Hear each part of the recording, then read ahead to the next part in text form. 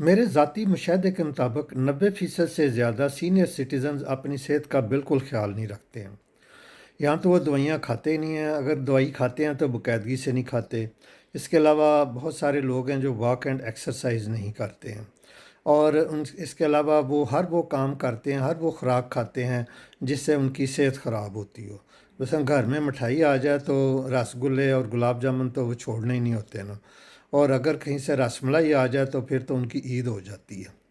اسی طرح یہ جو لوگ ہیں یہ خود بیمار جب ہو جاتے ہیں تو خود تو ان کو تکلیف ہوتی ہے، لیکن پوری فیملی کا جو ہے نا وہ انفراسٹرکچر یہ تباہ کر دیتے ہیں، کیونکہ سارے گھر والے پھر پریشان ہو جاتے ہیں اور ان کے پیچھے لگے رہتے ہیں۔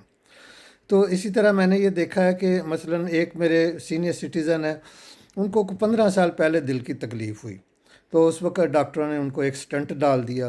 وہ 3 4 سال گزرے تو پھر ایک سٹنٹ ڈال دیا۔ اس طرح ڈاکٹروں نے کہا کہ جی آپ سگریٹ چھوڑ دیں، آپ اپنے لائف سٹائل چینج کریں، اپنی خوراک سادہ کریں اور واک اینڈ ایکسرسائز کریں، مگر انہوں نے کہا جی ان میں سے میں نے کچھ بھی نہیں کرنا۔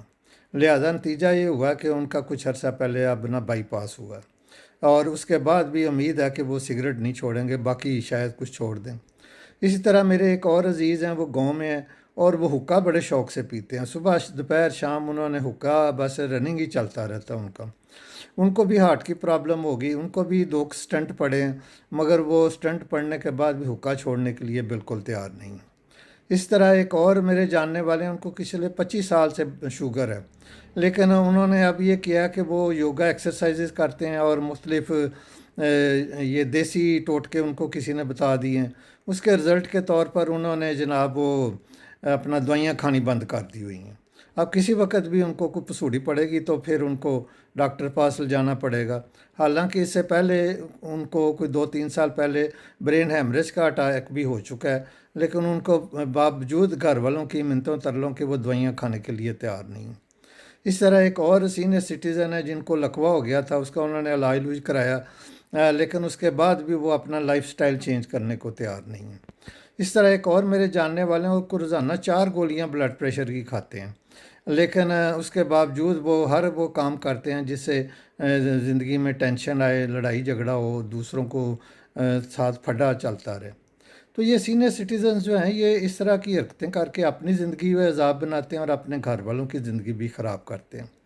اس لیے اگر بطور سینئر سٹیزن ہم اپنی ایک خوشگوار اور مزیدار زندگی گزارنا چاہتے ہیں تو کم از کم ہمیں اپنی صحت کے اوپر تو کمپرومائز نہیں کرنا چاہیے۔ اس کا امیجیٹ بینیفیشری ہم خود ہوتے ہیں اور اس کے بعد ہمارے فیملی ممبرز ہوتے ہیں۔ اب جب خدا نخواستہ کسی کو بلڈ پریشر ہائی ہونے کی وجہ سے فالج ہو جاتا ہے یا لقوہ ہو جاتا ہے یا اور گردے خراب ہو جاتے ہیں، تو وہ بندہ خود بھی بہت زیادہ تکلیف میں ہوتا ہے اور اس کے ساتھ ساتھ پوری فیملی ڈسٹرب ہو جاتی ہے۔ اس لیے خدا کا خوف کھائیں اور اپنی صحت کا خیال کریں، اپنے لیے اور اپنے اہل و عیال کے لیے، تو تاکہ آپ بھی اور آپ کے گھر والے بھی خوشگوار اور مزیدار زندگی گزار سکیں۔